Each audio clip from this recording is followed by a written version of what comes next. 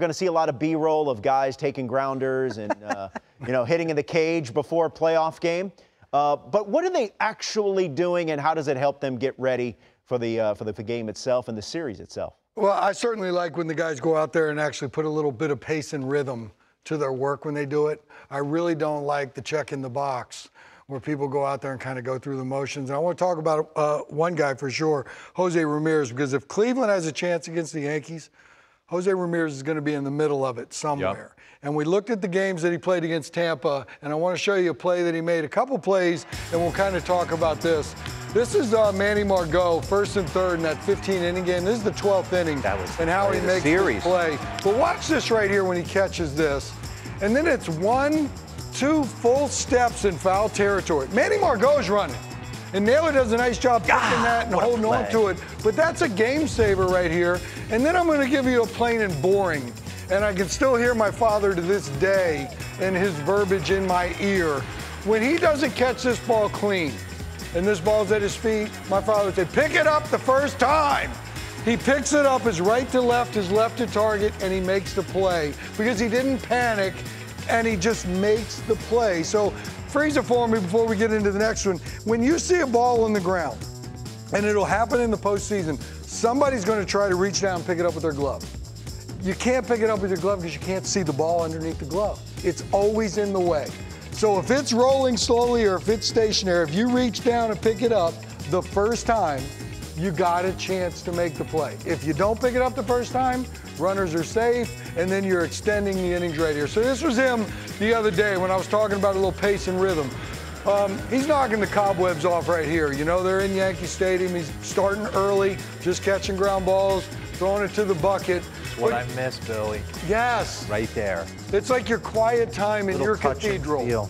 Boom, Yankee Stadium. But I love when you watch him because he was a shortstop originally. I mean, there's just this nice little calmness that goes on with him. He moved backwards after he starts on the grass with no throws. Now he's moving his feet towards his target, which is first base right here. But there's this nice little rhythm that he has. I love watching guys catch ground balls. The backhand play right here sets himself and makes a play. But you can tell a lot about guys when they work before games on how they're going to go about their business of play. Later on, he's throwing to second base. Roll a pair. Right. And it's not identical. It's not like Scotty Rowland used to be back in the day. If he decided to throw, it was like game on. Yeah. And it could have been 3 o'clock in the afternoon for a 7:05 game, and he's like, game on, I'm doing it. I don't know if guys do that anymore, and not everybody did it in our time, like a Scotty Rowland. You know, pace and rhythm, though, is important. It's funny you said it. Just being around, going down to Truist or going over to Citi Field for a couple games. I've been removed from the clubhouse for 8 or 9 years now. There is this different mentality of not being outside as much. I can't wait with Team USA to be able to pick the brains of the guys as to why they've gone that route. Obviously, protect their body. They feel they can get a lot more done.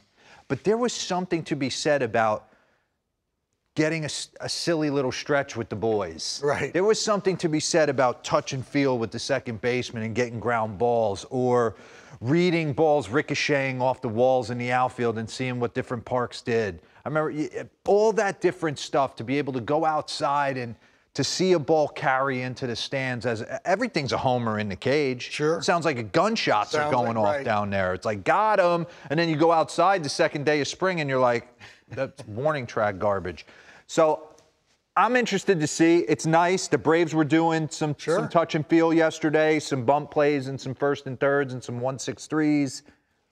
But don't go through the motion when you do it. Yeah. Like the check in the box to me hurts, because if you go through the motion, when the game time happens, you might have a tendency to go through the motion. So pace and rhythm to me, and that's why I wanted to look at Jose, because it's not full game speed, but there's a purpose in what he's doing.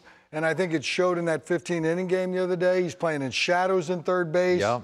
That was not fun to hit in, but I guarantee playing third base in Cleveland, the way all those shadows were down on the field, he was affected as much as anybody, coming in and out of shadows. But he made plays, saved their season, possibly advanced them on to New York. I always felt like that was the best. First couple days of spring training before your body just completely shut down on you from wearing cleats. And right before the postseason, little chill in the air, you're at Yankee Stadium on the most beautiful infield you'll ever play on, and you're just getting a little touch and feel knowing full well tomorrow. It's on.